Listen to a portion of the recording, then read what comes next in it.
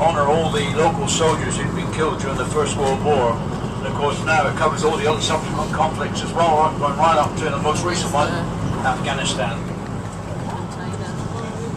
Another wooden building on the right over there, St. Michael's Church, stayed up very well. We found is wooden structures are far more resilient. They resist the seismic activity much better than stone or brick buildings. On the right here now, this is the side of a new Justice and Emergency Precinct. That's going to be the local headquarters for the police, the courts, the ambulance service, the fire service and the civil defence, all in the one general area. And it's being funded partly by the Christchurch Heritage Buildings Trust. On our left now is the tallest building in Christchurch at the moment, and it will be forevermore. At 22 stories, the Rendezvous Hotel. We won't be building any stories in the main higher than 28 metres or 7 stories. And that's the wish of the people of Christchurch. But the land doesn't lend itself to it.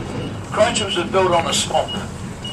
If the people in 1850 had the knowledge about geology we have today, the city would never have been built here. It just wasn't, the land just isn't suitable. And a couple of prominent citizens, ex-MPs actually, both had been cabinet ministers in the past, a man called Jim Anderson, another one called Philip Burden. They were from opposite sides of the political spectrum, but they did get together with some other business people. 40 kilometres to the west of Christchurch and 40 kilometres deep. And although it did $2 billion worth of damage, miraculously there were no fatalities and only a few serious injuries. So we thought, oh, that's our earthquake now. We got over that, we can repair the damage that was done.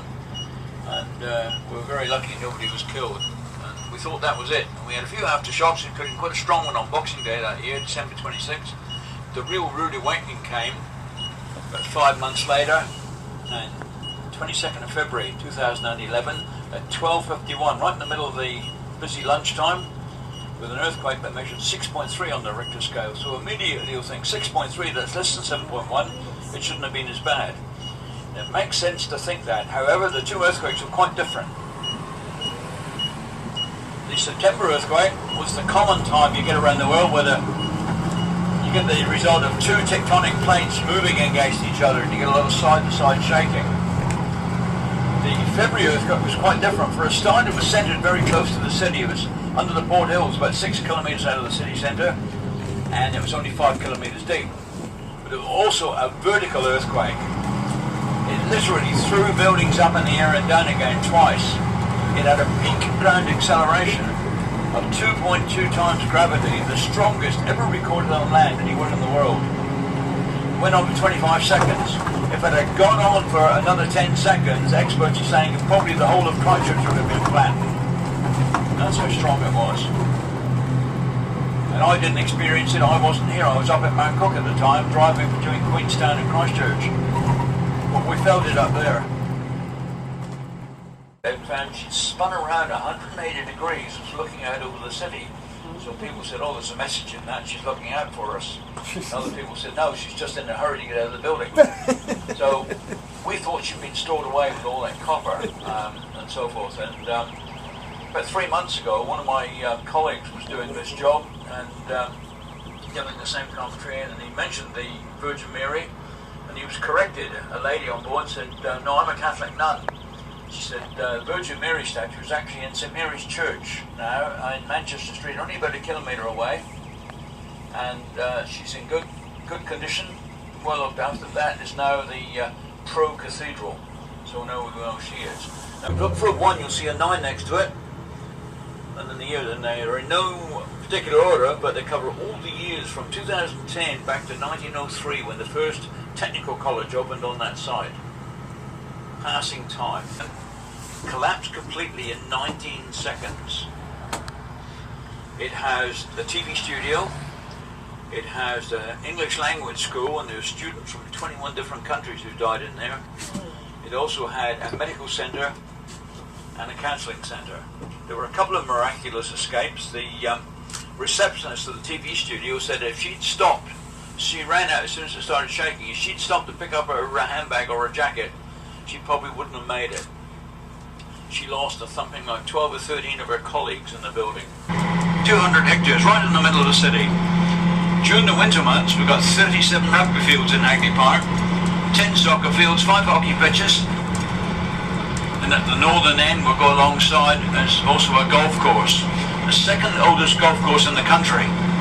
Originally had 18 holes, but back in the 1940s there was a lot of pressure from the rugby union on the city council to increase the number of rugby grounds. The only way they could see to do it was to remove 6 of the golf holes and turn them into rugby grounds. So now, if you want to play 18 holes, you have to go round 1.5 times. It's not a challenging course. No par 5s, just a few par 4s, and most of the holes are par 3.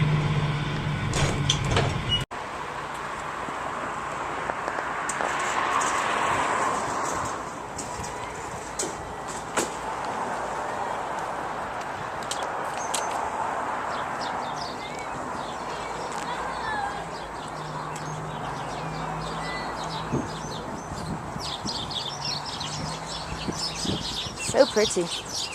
We don't have anything like this at home.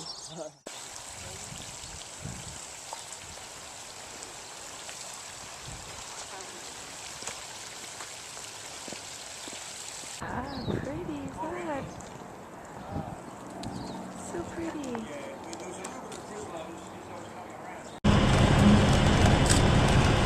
The smell coming out has sometimes been described as being like 10,000 unflushed toilets.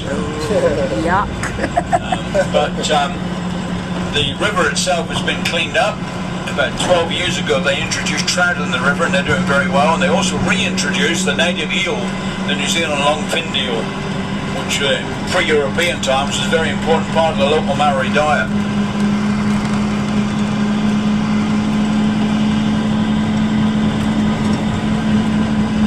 You can get people in to demolish the houses.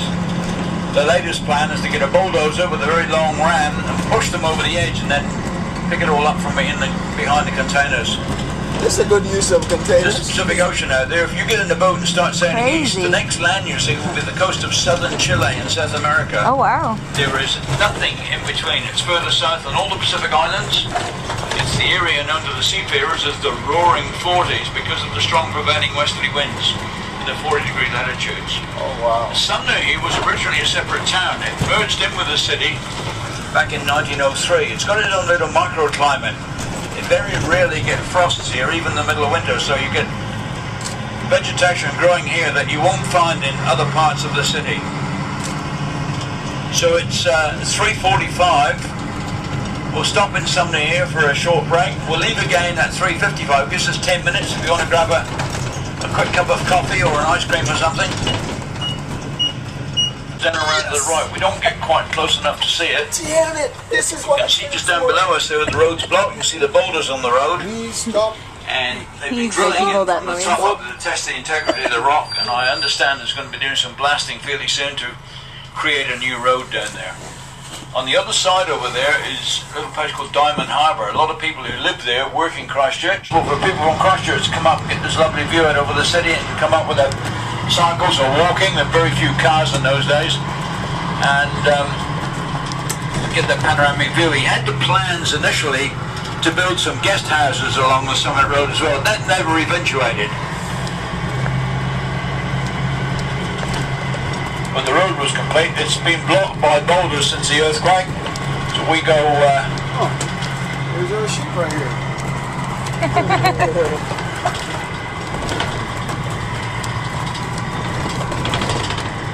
up as high as we can, then we go down through Mount Pleasant Road.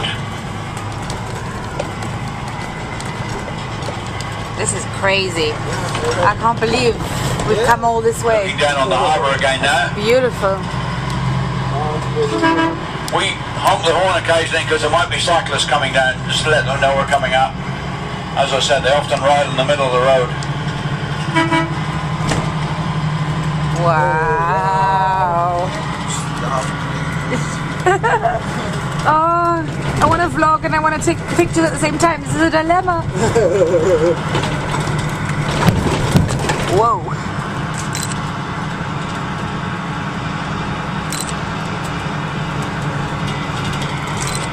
Crazy. Oh wow, I guess behind you. Oh. See, when we're in Sunday, we're looking up at Scarborough, now we're looking down on Scarborough.